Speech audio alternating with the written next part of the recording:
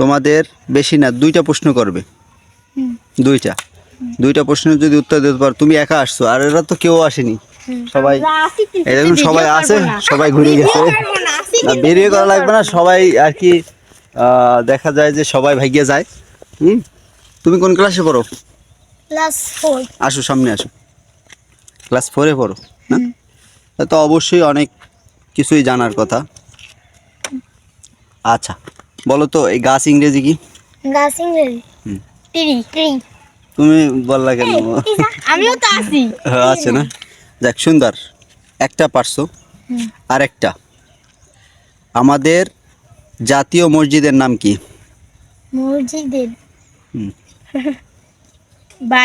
বাইতুল মুকদ্দাস। বাইতুল মুকদ্দাসের সৌদিতে। আর তুমি বলো জাতীয় মসজিদের নাম কি?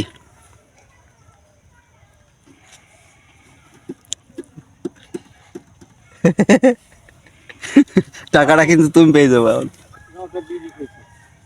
বলো বলো জাতীয় মসজিদের নাম কি? বলো। বলবা না? পারো পারো না? আজকে তার মুড অফ, সে আজকে কিছু বলবে না। যাক তো পাওনি। আর একটা প্রশ্ন,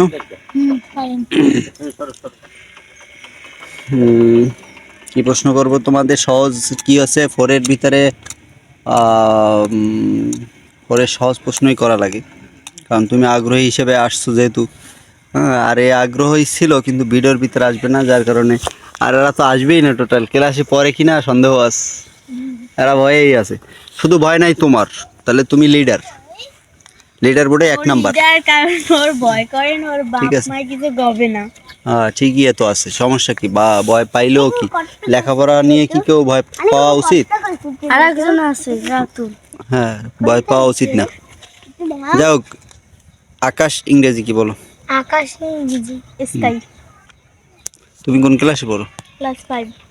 তোমার তো ভালোই, তাহলে 5-এ 2 সাইডে প্রশ্ন করলে তুমি তো পারিয়ে যেতা। তুমি তো প্রশ্ন মানে এক্সপার্ট, মনে হয় বৃত্তি পাবা, এরকম বৃত্তি দিবা, এরকম একটা ব্যাপার, তাই না? বৃত্তি পরীক্ষা হয় নাই। বৃত্তি পরীক্ষা হয় না, কারণ কি?